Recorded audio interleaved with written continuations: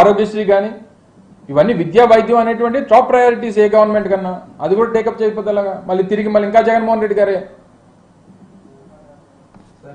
Right. కీలక వ్యాఖ్యలు చేశారు మీ మీద, మీ పార్టీ మీద జగన్ చుట్టూ కోటరీ ఉందని ఆ పార్టీలో అవమానాలు ఇబ్బందులు పడ్డామని అంటారు. ఏంటి సార్ అసలు ఎవరు పడ్డారు అవమానాలు? అతనే చెప్తారు విజయసాయి రెడ్డి గారు. ఎవరి గురించి? మీ పార్టీ అధినేత దగ్గర కోటరీ ఉంది, దానివల్ల చాలా ఎన్నో ఇబ్బందులు అవమానాలు. జగన్మోహన్ రెడ్డి గారి కోటరీ, జగన్మోహన్ రెడ్డి గారి కోటరీ అంటే ఈ రాష్ట్రంలో వైఎస్ఆర్ కాంగ్రెస్ పార్టీ కార్యకర్తలు.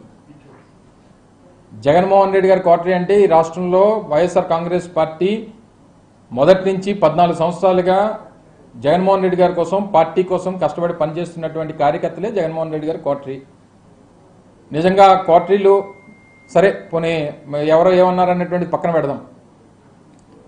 ఏ రాజకీయ పార్టీలో ఏ నాయకుడి పక్కన కోటరీ ఉండదు చెప్పండి? చంద్రబాబు నాయుడు పక్కన కోటరీ లేదా? అది రాజకీయం కాదు, అసలు ఏ ప్రొఫెషన్లో కోటరీ ఉండదో చెప్పు. ఉదాహరణకి మీ ఏబిఎన్ ఉంది, మీ రాధాకృష్ణ గారి చుట్టూ కోటరీ ఉండదా? ఉంటది కదా. ఇగో మా విశాఖపట్నంలో రామకృష్ణ ఇలా చేస్తున్నాడు, లేకపోతే ఇంకో దగ్గర ఇంకోటి ఇలా చేస్తున్నాడు చెప్పేవాడు చేసేవాడు ఉండడా చెప్పు.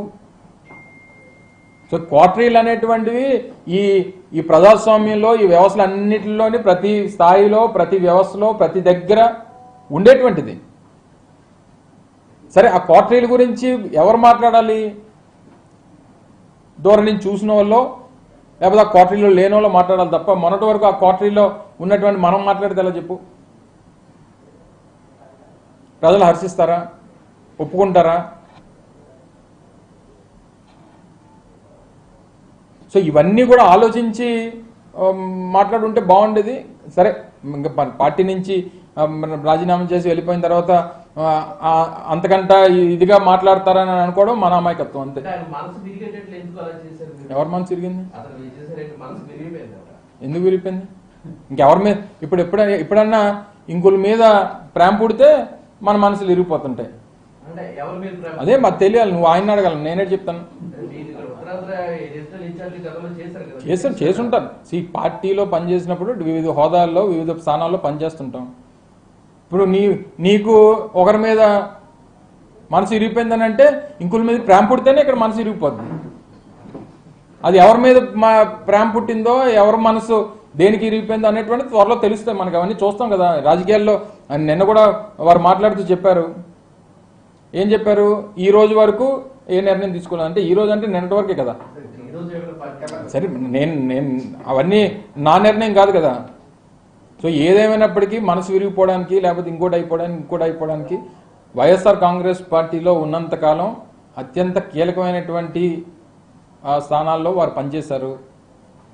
సరే వారు మాట్లాడినప్పుడు, ఢిల్లీలో మాట్లాడినప్పుడు నేను ఇంక రాజకీయం మాట్లాడదలుచుకోలేదు, వ్యవసాయం మాత్రమే చేస్తానని చెప్పారు. సరే అలాగే అనుకున్నాం. మరి నిన్నటి పరిస్థితులు అయితే దానికి భిన్నంగా కనిపించాయి నాకైతే.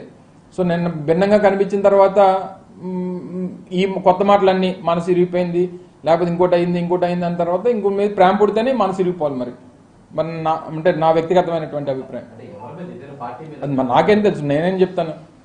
నువ్వు ఎవరిని ప్రేమిస్తున్నావు నాకేం తెలుసు చెప్పు? నేను జగన్మోహన్ రెడ్డి గారిని ప్రేమిస్తున్నాను. మరి నేను ఆయన ప్రేమిస్తున్నాను, నేను అది చెప్పగలను. కానీ నువ్వెవరిని ప్రేమిస్తున్నావు నేనే చెప్తాను. మరి నేను ఎప్పుడు వినలేదు ఆ డైలాగ్. అదే నేను కూడా అదే అంటున్నా. ఇప్పుడు రాజకీయాల్లో మొన్న జరిగినటువంటి పరిణామాలు, వచ్చినటువంటి ఫలితాల తర్వాత అనేక పరిణామాలు చూసాం. గడిచినటువంటి 9 మాసాల్లో వైఎస్ఆర్ కాంగ్రెస్ పార్టీ ఓడిపోయిన తర్వాత అనేక పరిణామాలని ఎదుర్కొన్నాం.